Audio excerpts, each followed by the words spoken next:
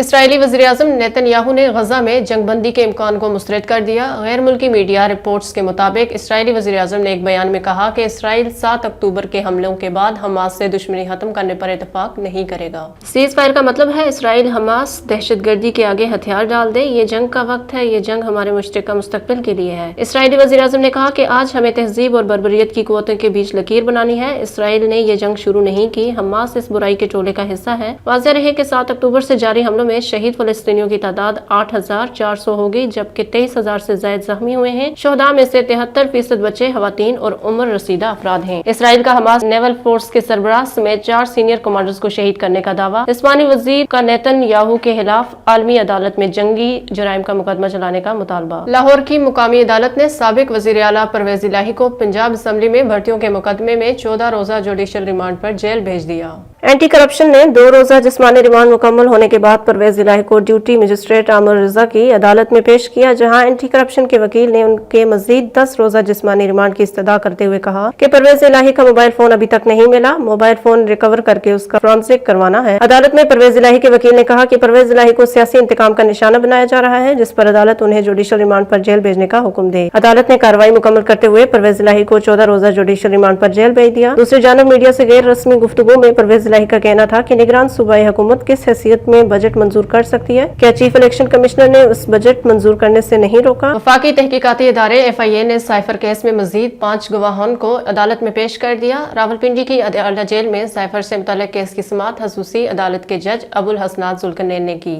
جس دوران کمرہ عدالت میں PTI چیئرمین عمران خان، شاہ محمود قریشی، سرکاری وکلاء عمر اشتیاق، محمد شرجیل، FIA، وفاقی حکومت کے اسپیشل پراسیکیوٹر اور طلب کردہ 5 سرکاری گواہان بھی کمرہ عدالت میں موجود تھے۔ ذرائع کے مطابق سماعت کے دوران سرکاری گواہان کے بیانات کمرہ عدالت میں ریکارڈ کرنے کے باقاعدہ آغاز ہوا اور اس دوران FIA ٹیم نے مزید 5 گواہان کو پیش کیا۔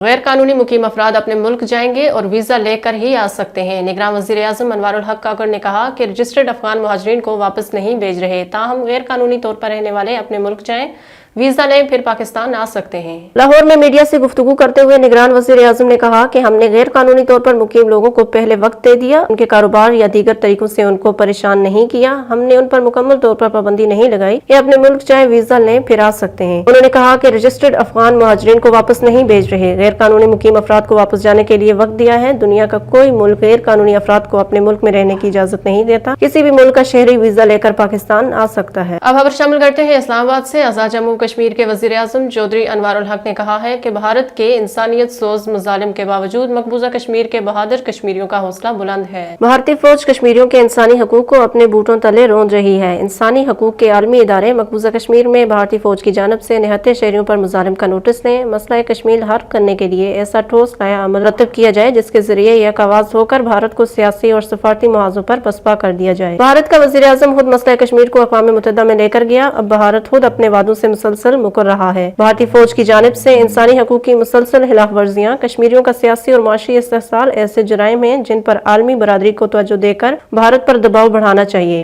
وزیر اعظم نے ان خیالات کا اظہار اپنے خصوصی بیان میں کیا۔ انہوں نے کہا کہ کشمیریوں نے اپنا مستقبل پاکستان کے ساتھ وابستہ کر رکھا ہے اور اس کی بنیاد انتہائی مضبوط اور مستحکم ہے۔ اسلام آباد ہائی کورٹ نے آڈیو لیکس کے معاملے پر وفاق کو جواب جمع کرانے کے لیے 1 ماہ کی مہلت دے دی۔ اسلام آباد ہائی کورٹ میں جسٹس بابر ستار نے ریمارکس دیے کہ الیکٹرانک سرویلنس کیسے ہو رہی ہے اور کون کر رہا ہے۔ پاکستان ٹیلی کمیونیکیشن اتھارٹی تو کہہ رہی ہے کہ انہوں نے کسی کو اجازت نہیں دی۔ جسٹس بابر ستار نے کہا کہ وزیر اعظم آفس، سپریم کورٹ کے جج اور سابق چیف جسٹس کی فیملی کی آڈیو لیک ہوئی۔ ریاست پاکستان کو اعتماد میں لیے بغیر ایسا کرنا خوفناک فیصلہ ہے۔ انہوں نے استفسار کیا کہ آڈیو ٹیپ کے حوالے سے مجاز اتھارٹی کون ہے۔ وزیر اعظم آفس کی رپورٹ میں کہا گیا ہے کہ وہ خفیہ اداروں کے روزانہ معاملات نہیں دیکھتا۔